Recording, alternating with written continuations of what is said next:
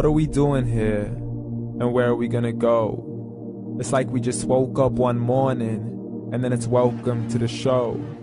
Don't ask any questions, just go with the flow. Make as much money as you can, and try your best not to get broke.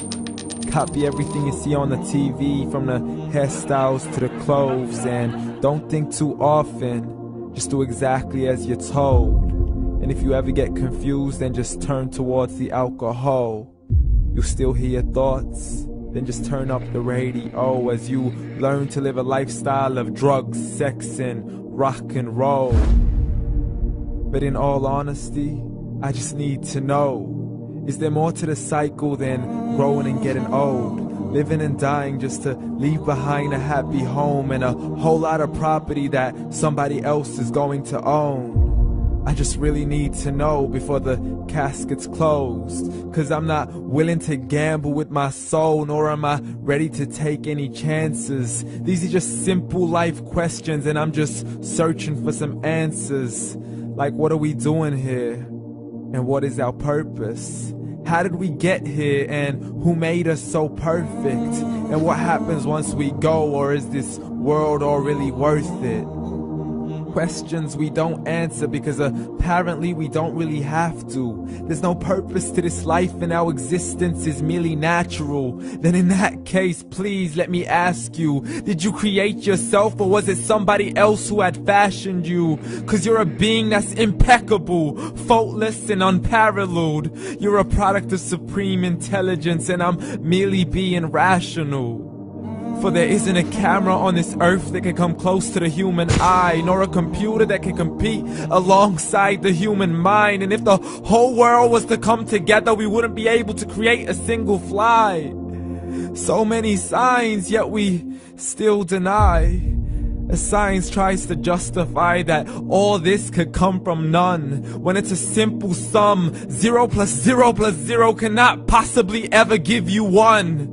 So from where did all this order come? For everything has its origins, a maker, a creator of its own. I mean, the only reason you're watching this video is because somebody had to press upload. So we can believe in the Big Bang, but I'd rather believe in He who caused it to explode. Allah, the creator of everything along with every single soul. The ever-living, the master, the only one who is in control. Unlike his creation, beyond our imagination. And no, he's not a man, nor does he have any partners in association. He's on his own. And no, he did not ever leave us alone. Just like every manufacturer, he left us with an instruction manual. The Qur'an and Islam, and I'm sorry to jump to conclusions, but it's the only one possible.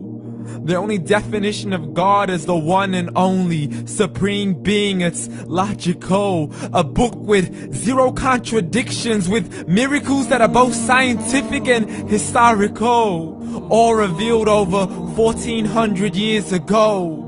Like the detailed description of the human embryo. The descriptions of the human embryo in the Qur'an cannot be based on scientific knowledge in the 7th century. To the mountains as pegs holding firm the earth below, and the 2 seas that don't mix in a complete separate flow. To the planets in orbit, alternating night and day as they stay in flow.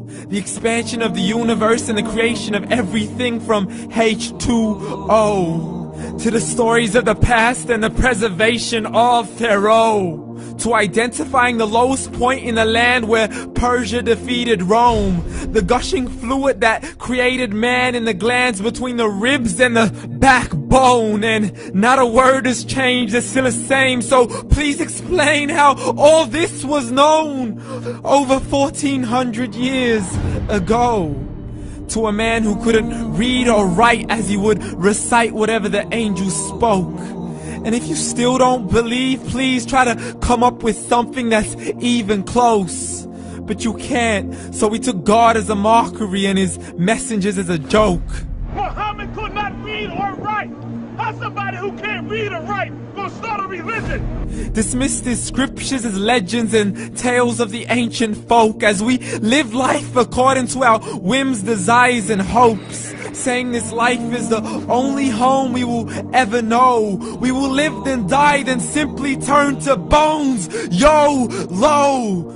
Correction, after the grass dies, the rain arrives and it regrows, and Allah promises to do the same thing to your very soul and bring you back from your very fingertips to your toes, as the all-seeing supreme being watches us so close, and we are surely being tested in our wealth, our health, and our self, and everything that we've been blessed with. So believe, for we will surely be resurrected and be brought back to our Lord and account for every single deed, as He hands us our books and orders us to read.